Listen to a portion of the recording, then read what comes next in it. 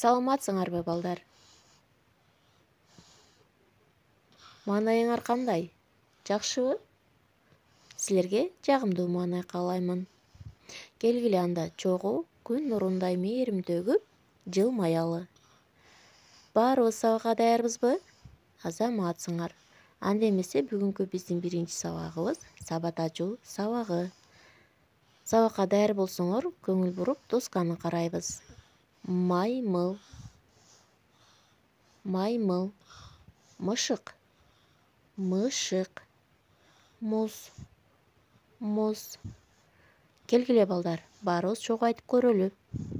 Маймыл. Мышык. Муз. Бул сөздөрдүн башкы тыбышы кайсы тыбыш экен? Азаматсыңар. М.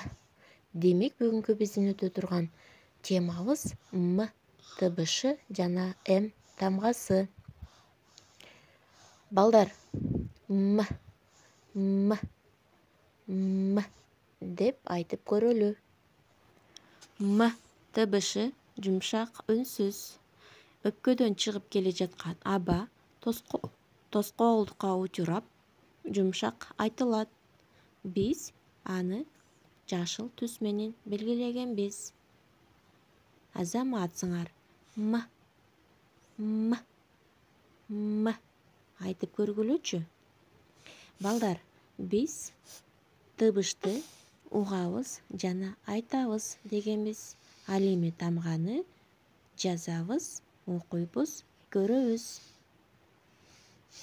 Келгиле балдар, бул сүрөттөн ашыкчасын тапкыла. Мурун, арча, мышык, маймыл. Кайсы сүрөт ашыкча? Азаматсыңар. Арча, ашыкча. Келгиле балдар, М тыбышы менен башталган сөздөрдү табалы. Муз, май, маймыл, манас. Азаматсыңар. Бул сөздөр баары М тыбышы менен башталды. Келгиле балдар, дагы өз алдынча айтып көрөлү. Мергенчи, мылтык, мышык, машина. Келгиле балдар, май деген сөздү М тыбышы сөздүн кайсы жерде келгенин табалы. Азаматсыңар. Башында М тыбышы келди. Муз деген сөздү М тыбышы башында. Дөмүр ортосунда. Мык деген сөздү М тыбышы сөздүн башында келди. Көмөч сөздүн ортосунда.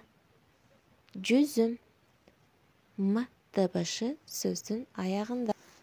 Келгиле балдар, бүгүнкү өткөн М тамгасы менен биргеликте муундарды түзөлү. М, О, Мо, Мо, Мо. Эми балдар, О тамгасын алып, бул жерге Ö тамгасын койсок, Мө, Мө, Мө, Мө. Эми Ö тамгасынын ордуна А тамгасын койсок, Ма, Ма, Ма. Мына ушинтип биз бүгүнкү өткөн тамганы жардамы менен муундарды түзүп алдык. Эми балдар, Ма деген муундун жардамы менен биз сөздөрдү айталы. Мал, машина, маймыл, май. Эми балдар, сүйлөм түзөлү. Мал, мол. Ушул сөздөрдүн жардамы менен 3 сөздөн турган сүйлөм түзөлү. Мисалы, Асан мал бакты. Түшүм мол болду. Жазып жатканда жумушчу сапты колдонобуз. Үстүңкү сызык менен астыңкы сызыкты пайдаланабыз. Алардан ашып кетпейбиз. Калем сапты оң колго кармайбыз. Анда абада жазып баштайлы. Калем сапты үзбөй жазабыз. Дагы бир жолу кайталап көрөлү. Балдар, бүгүнкү сабак силерге жактыбы? Бүгүн силер менен биз М тамгасы жана М табышы менен тааныштык. М тамгасынын басма жана жазма түрү. Саламатта болгула балдар.